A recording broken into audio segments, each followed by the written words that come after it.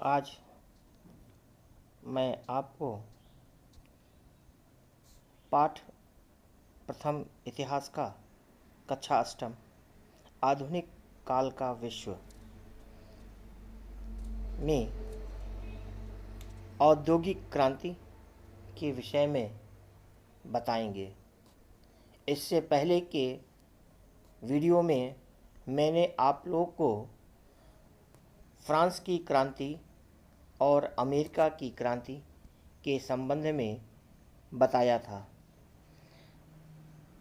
यह दोनों क्रांति कब, क्या कारण थे, कैसे हुए और इसका क्या प्रभाव पड़ा, पूरे विश्व में इस क्रांति का क्या प्रभाव पड़ा, यह डिटेल में विस्तार पूर्वक आपको हमने पिछले वीडियो में बताया है। अब मैं आपको उसी के आगे औद्योगिक क्रांति के संबंध में बताएंगे। औद्योगिक क्रांति यह 18वीं शताब्दी के उत्तरार्ध और 19वीं शताब्दी के पूर्वार्ध में पश्चिमी देशों की तकनीकी, सामाजिक, आर्थिक और सांस्कृतिक स्थिति में जो काफ़ी बड़ा परिवर्तन आया, उसे औद्योगिक क्रांति के नाम से जाना जाता है। हम कह सकते हैं कि जब नए नए आविष्कार हुए, आविष्कार के साथ साथ तकनीक का विकास हुआ और तकनीक के विकास से जो काम हम हाथों से करते थे, वह काम अब मशीन द्वारा होने लगा। इससे समाज की स्थिति में परिवर्तन आया और उनकी आर्थिक स्थिति में भी सुधार आया। आर्थिक स्थिति में कैसे सुधार आया? जब मशीनों से या कारखानों में माल बनने लगा तो उसमें काफ़ी तीव्रता और काफ़ी गति आई। जब गति आई तो उत्पादन ज़्यादा हुआ और वह बाज़ार में उपलब्ध अधिक मात्रा में हुआ, उसकी बिक्री बढ़ी तो उससे आर्थिक स्थिति बदली। तकनीकी विकास से सांस्कृतिक विकास भी हुआ, उनमें सांस्कृतिक विकास भी काफ़ी बदलाव आया। ये जो औद्योगिक क्रांति है, यह हम कह सकते हैं, यह जो औद्योगिक क्रांति का सिलसिला है, यह ब्रिटेन से आरंभ हुआ और पूरे विश्व में धीरे धीरे करके यह फैल गया। औद्योगिक क्रांति का जो सूत्रपात माना जाता है, वह वस्त्र उद्योगों का मशीनीकरण, यानी कि जो वस्त्र हाथों से बनाए जाते थे, वह उसका जो है मशीनीकरण हो गया, वह मशीन से बनने लगे। 19वीं सदी के प्रथम दशक में धातुओं से बने औजारों के विकास के परिणाम स्वरूप मशीनों के निर्माण की गति मिली। यानी कह सकते हैं, जब धातु का आविष्कार हुआ और धातु के आविष्कार से धातु से नई नई मशीनों के निर्माण में गति प्राप्त हुई। 19वीं शताब्दी में यह पूरे विश्व में, यानी कि पश्चिमी यूरोप से लेकर उत्तरी अमेरिका तक, यह जो औद्योगिक क्रांति थी वह फैल गई। अब इससे क्या हुआ कि जो हाथों से द्वारा उत्पादित जो माल का जो स्थान था, जो हाथों द्वारा उत्पादित सामान थे, वह मशीनों द्वारा बनने लगे। इस प्रकार कारखाना व्यवस्था प्रारंभ हो गई, यानी कारखाना की व्यवस्था का विकास हुआ।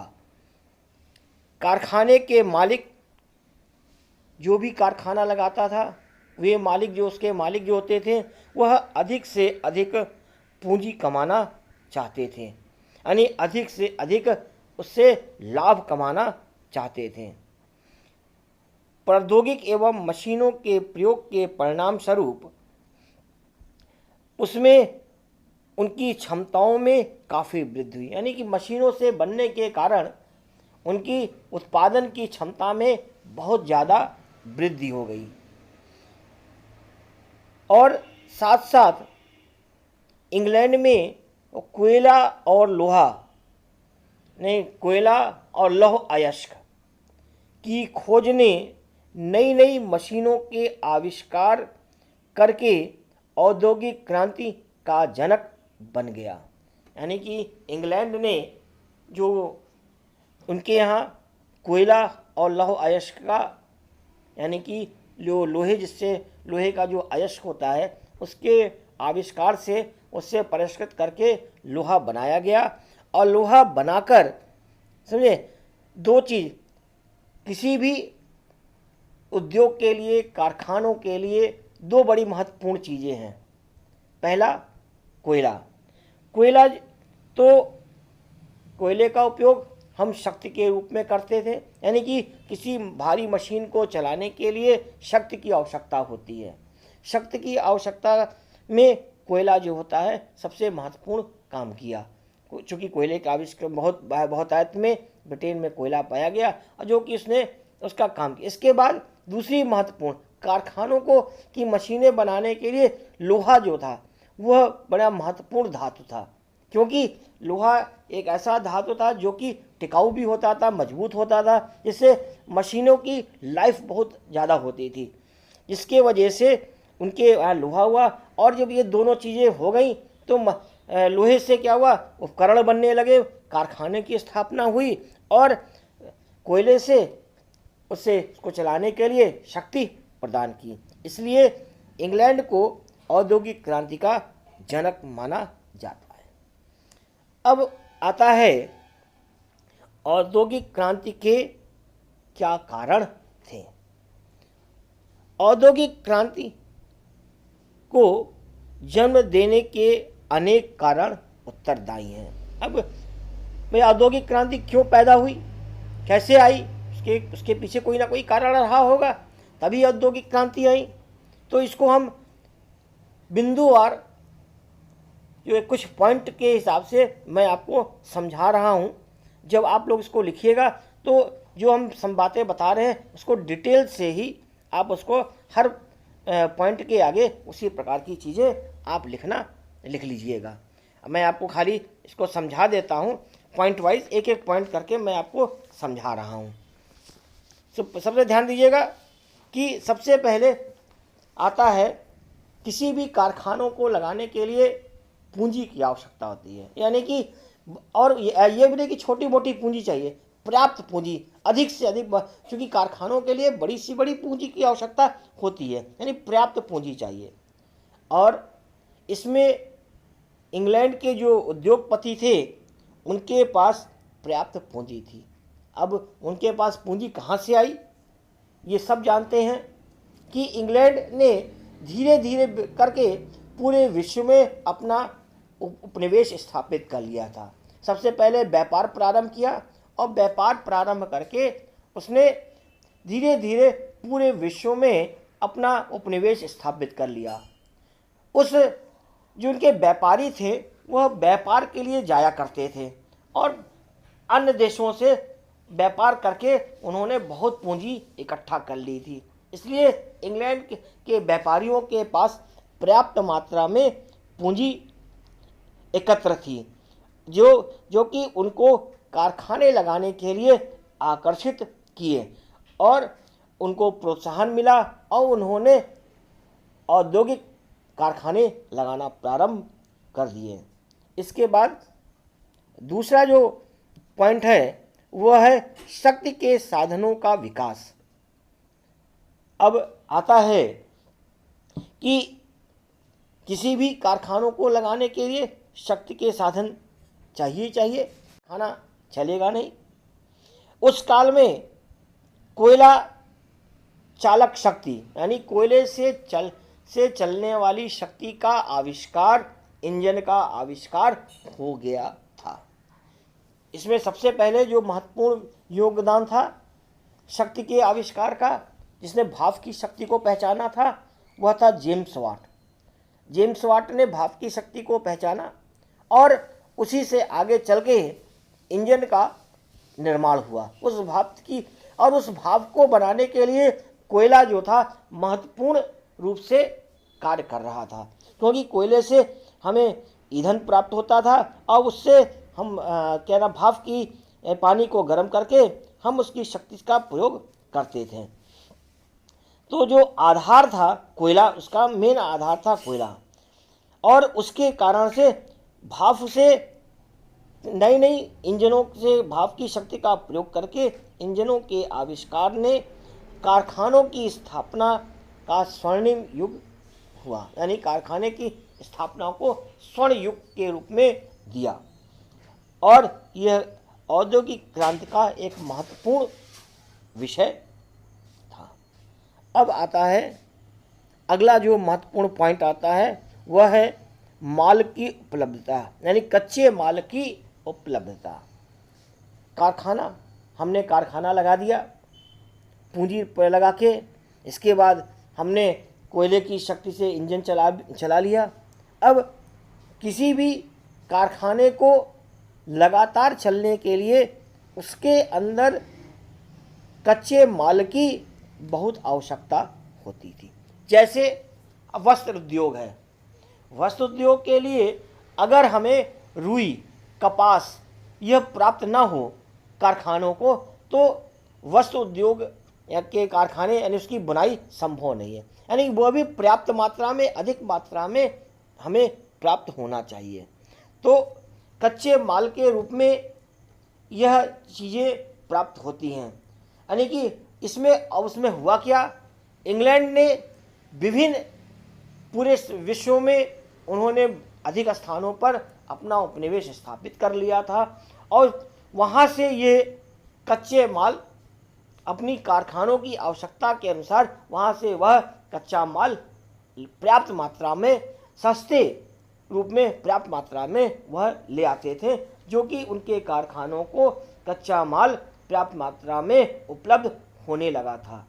और कच्चे माल की उपलब्धता ने धड़ाधड़ यानी कि एक तेज़ी से नए कारखाने खोलने की जो प्रोत्साहन मिला, नए कारखाने खोलने को प्रोत्साहित हो गए, क्योंकि पर्याप्त कच्चा माल हो गया, वह एक उसकी आवश्यकता थी। इसके बाद आता है, अब मान लीजिए कच्चा माल बन गया, कच्चे माल में उपलब्ध हो गए, कच्चे माल से वस्तु बन गई, तो उसके लिए उसको मार्केट में पहुंचाने के लिए जो सबसे बड़ी आवश्यकता है इसके लिए परिवहन, यानी कि किसी स्थान को एक स्थान से दूसरे, किसी माल को एक स्थान से दूसरे स्थान तक पहुंचाना। इसके बाद इसी प्रकार कच्चे माल को भी लाने के लिए परिवहन की आवश्यकता पड़ती थी। तो परिवहन के साधनों का विकास ये इसका अगला पॉइंट है। स्थल तथा जल परिवहन के विकास ने कच्चे माल लाने तथा तैयार माल के खपत के केंद्र तक पहुंचाने में बहुत सहयोग दिया। ये मालूम है कि जब कुस्तुतुनिया से व्यापार का रास्ता जो था वह भारत में बंद हो गया था, या किसी भी देश में, तो जल मार्ग की खोज हुई थी। जल मार्ग से खोज करके परिवहन के बड़े बड़े नावों के माध्यम से वह व्यापार के लिए आते थे, और यहाँ से वह कच्चा माल अपने लिए ले जाया करते थे। इस प्रकार से वह जो परिवहन के जो साधन थे, यानी कि स्थल और जल दोनों के माध्यम से कच्चे माल को लाना और पके यानी कि बने हुए माल को बाजार तक पहुंचाने में महत्वपूर्ण योगदान दिए थे। इसके बाद आती है, अगला पॉइंट है बाजारों की सुलभता। बाजार, अब माल बन गया, माल बनने के बाद अब वो कारखाने में तो रहेगा नहीं, उसके लिए बाजार चाहिए जहाँ पर वह माल बिक सके। और इसमें ब्रिटेन को सबसे ज़्यादा लाभ मिला, क्योंकि ब्रिटेन के इतने उपनिवेश थे और जहाँ पर उन्होंने अपने बने हुए माल को वहाँ भेजना प्रारंभ कर दिया और उनके माल वहाँ पर आसानी से बिके, क्योंकि कारखाने से जो बना हुआ माल था वह सुंदर, साफ और सस्ते हुआ करते थे हाथों से बने हुए माल की अपेक्षा से। इससे उनको बाजार आसानी से उनके बाजार उपलब्ध हो गए और उन्होंने पिछड़े देशों के उपनिवेशों में अपने माल को भेजे और वहाँ पर उनके माल को खपत वहाँ पर होने लगी। इसके बाद आता है, अगला आता है उपनिवेशवाद। ये मालूम है कि उपनिवेश यानी कि वे शक्तिशाली राष्ट्र जो किसी देश पर अपना अधिकार स्थापित कर उस पर शासन करने लगे तो वह उस राष्ट्र का उपनिवेश कहलाता है। उपनिवेश का मतलब होता है कि कोई भी शक्तिशाली राष्ट्र किसी कमज़ोर देश पर अपना अधिकार स्थापित करके वहाँ के संसाधनों का अपने लाभ के लिए प्रयोग करने लगे, वह उस राष्ट्र का उपनिवेश कहलाता है। अर्थात इंग्लैंड जो था लगभग पूरे विश्व में अपने उपनिवेश स्थापित कर लिए थे, जिसके कारण से उपनिवेश के कारण उसका जो माल था वह वहाँ पर तैयार माल वहाँ पर बेचने में ज़्यादा आसानी होती थी और वे अपने वहाँ से उस माल को अधिक से अधिक उस स्थान से वह धन कमाने के लिए करते थे और जो कि औद्योगिक क्रांति के लिए एक महत्वपूर्ण भूमिका निभाई। अगला आता है श्रमिक की सुलभता। श्रमिक की सुलभता का मतलब होता है उपलब्धता या सुलभता, मतलब किसी भी माल को बनाने के लिए कारखानों में मशीनों को चलाने के लिए श्रमिक चाहिए और यह इसके लिए इंग्लैंड जो थे जो बहुत ज़्यादा होते, यानी हम कह सकते हैं कि जो यूरोपीय देश जो शक्तिशाली यूरोपीय देश थे जिन्होंने अपने उपनिवेश स्थापित कर लिए, जैसे एशियाई देशों पर, अफ्रीका पे, ये देश काफ़ी पिछड़े थे, इन्होंने अपने देश गुलाम बना लिया। चूँकि यहाँ की जनता बहुत गरीब थी तो यहाँ से यह गुलाम के रूप में उनको यहाँ से खरीदते थे और खरीद कर अपने यहाँ ले जाते थे और उनसे जो है श्रमिक के रूप में कार्य करते थे जो उनके उत्पादन कार्य में सहयोग स्थापित करते थे। अगला आता है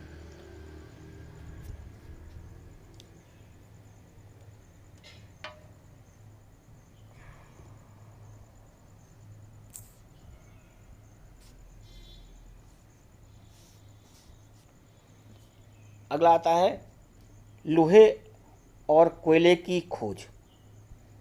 उपनिवेश में लोहे और कोयले की खोज ने उद्योग को स्थापित करने के लिए बहुत बड़ा काम किया। लोहे और कोयले के बिना कारखानों की स्थापना नहीं हो पाती। लोहा जो था, लोहे की खोज ने इसको ज़्यादा उपयोग किया क्योंकि लोहे से कारखानों की स्थापना हुई और कोयले से शक्ति हमें प्राप्त हुई, जो कि कारखानों की पद्धति को स्थापित करने के लिए यह दोनों महत्वपूर्ण भूमिका निभाई। अगला आता है नए नए आविष्कार। विज्ञान और शिक्षा की प्रगति के साथ साथ नई नई मशीनों का आविष्कार प्रारंभ हो गया और जो कि यह औद्योगिक क्रांति में सफल बनाने के लिए विशेष सहयोग प्रदान किए। इस प्रकार से यह कुछ महत्वपूर्ण चीज़ें हैं, महत्वपूर्ण पॉइंट हैं जो कि आपको औद्योगिक क्रांति में सहयोग प्रदान किए। इस प्रकार हम देख सकते हैं, समझ सकते हैं, उपनिवेशवाद जो था यह दो चीज़ों को, या औद्योगिक क्रांति ने तीन बातों को महत्वपूर्ण बढ़ावा दिया। पहला उपनिवेशवाद को, दूसरा पूंजीवाद को और तीसरा वाणिज्यवाद को।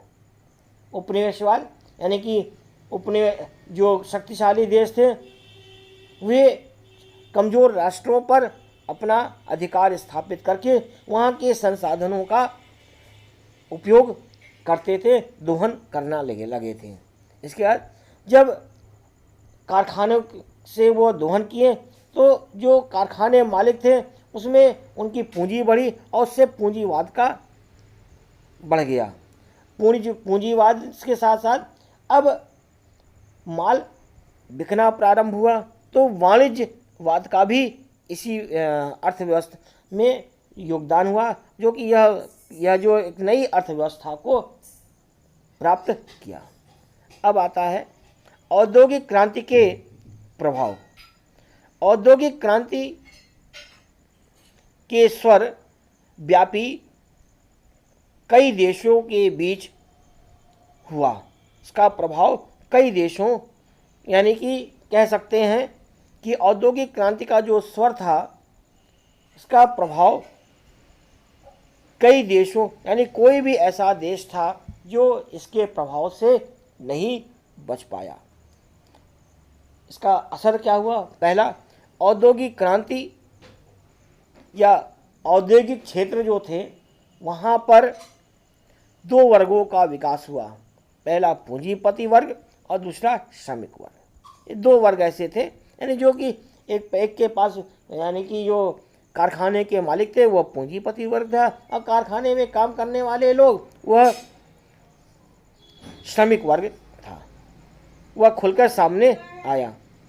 औद्योगिक क्रांति ने नवीनीकरण की प्रक्रिया को गति प्रदान की, यानी कि औद्योगिक क्रांति ने नवीनीकरण यानी कि एक नए तरफ आने के लिए एक गति प्रदान की। तीसरा, नवीनतम स्वचालित मशीनों के आविष्कार और उपयोगिता के कारण हस्तशिल्प का सर्वथा अंत हो गया। यानी कि जब स्वचालित मशीन आई तो उसने जो है हस्तशिल्प को पूरी तरह से समाप्त कर दिया। हस्तशिल्प को पूरी तरह से उसने समाप्त कर दिया, उसका अंत हो गया। पांचवा है, औद्योगिक क्रांति ने रूढ़वादिता और अंधविश्वासों का अंत करके धर्म को वैज्ञानिक स्वरूप प्रदान किया।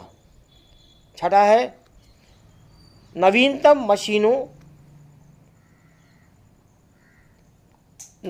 मशीनों, यातायात व परिवहन के साधनों, कृषि उपकरणों के निर्माण आदि के कारण औद्योगिकरण को बल मिला। यानी कि ये यातायात के साधन का विकास हुआ, परिवहन के साधनों का विकास हुआ, कृषि के मशीनों का जो है, कृषि के नए नए मशीन बन गए, उनका निर्माण हुआ, जिसके कारण औद्योगिक क्रांति को बल मिला। सातवां है, काम धंधों की तलाश में लोग अपने घरों को छोड़कर दूर बस गए। एक इसमें हुआ कि जो श्रमिक जो थे खेतों में काम करते थे, वह कृषि के उपकरण के विकास के कारण उनके पास रोजगार खत्म हो गया। वह रोजगार के तलाश के लिए वह अपने परिवार को छोड़ के शहर की तरफ गए, यानी कारखानों की तरफ वो गए। तो इससे यानी कि इससे ये हुआ कि वे दूर जाके बसने लगे, और जिससे परिवार जो था वह परिवार का विघटन प्रारंभ हो गया। औद्योगिक क्रांति को समाजवाद का जनक भी माना जाता है। यानी कि धीरे धीरे जब उद्योग का विकास हुआ, श्रमिकों का विकास हुआ, श्रमिकों ने धीरे धीरे जब अपनी मांग को उठाया, तो उससे समाजवाद लोग आपस में एक दूसरे से मिलकर रहने लगे, एक स्थान पर बस्तियां बना के रहने लगे। तो इससे समाजवाद का विकास हुआ। और नवा है, भौतिकवाद के बढ़ने से नैतिकता और चारित्रिक मूल्यों का ह्रास हुआ। यानी कि कहा जा सकता है कि भौतिकवाद जब बढ़ा तो दो चीज़ें कम हो गई, यानी लोगों में नैतिकता खत्म हो गई, और दूसरा उनकी में चारित्र्य पतन होने, अपने लाभ के लिए वह कुछ भी करने लगे। यानी हर व्यक्ति अपने लाभ के लिए वह कोई भी किसी भी स्तर पर साधन, चरित्र का भी उनका पतन हो गया, और जन समान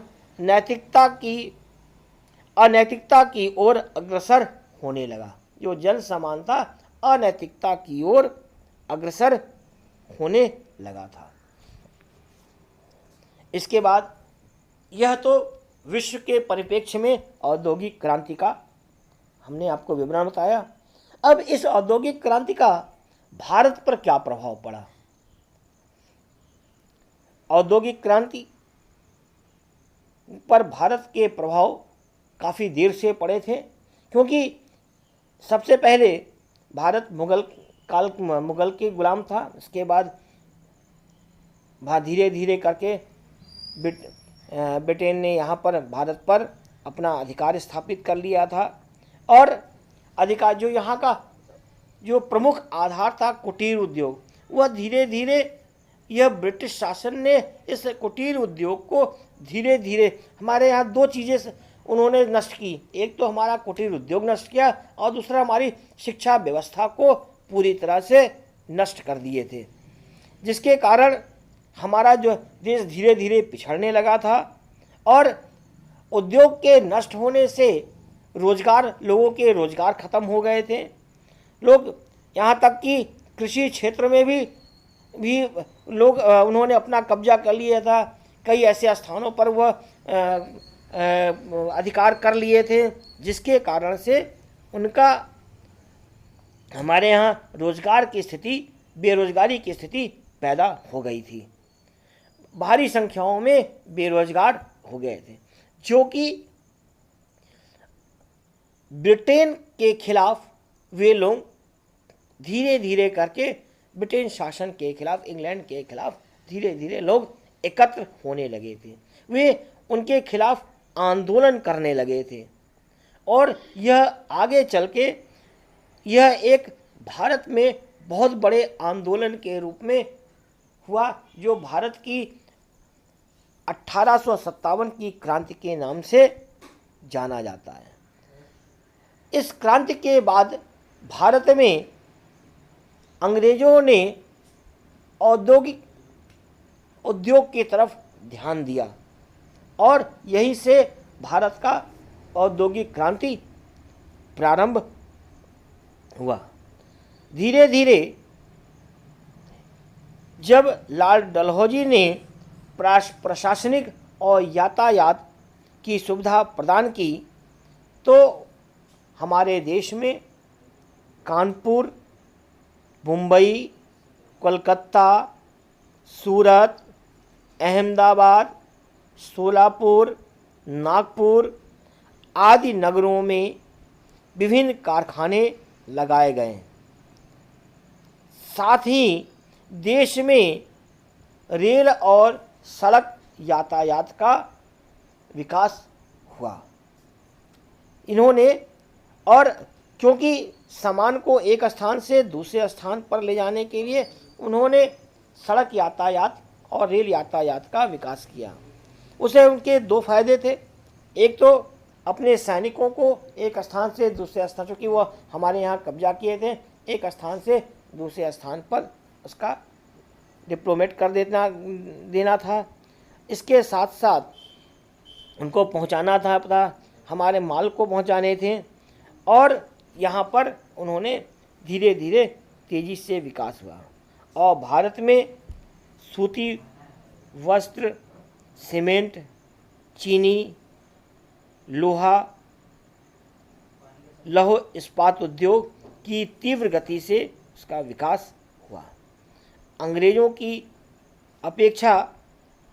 की अपेक्षा स्वतंत्र भारत में औद्योगिक विकास अधिक तीव्र गति से, जब भारत स्वतंत्र हुआ तो हमारे यहाँ औद्योगिक विकास की गति तीव्र अवस्था में यह हमारी गति बढ़ी और भारत ने आधारभूत उद्योग के साथ साथ कृषि संबंधी उद्योग का विकास बहुत तेज़ी से होने लगा और इस प्रकार धीरे धीरे करके विश्व के प्रमुख औद्योगिक राष्ट्र में भारत का नाम आ गया और भारत एक अंतर्राष्ट्रीय बाजार में उद्योग में अपना नाम पहुंचाया।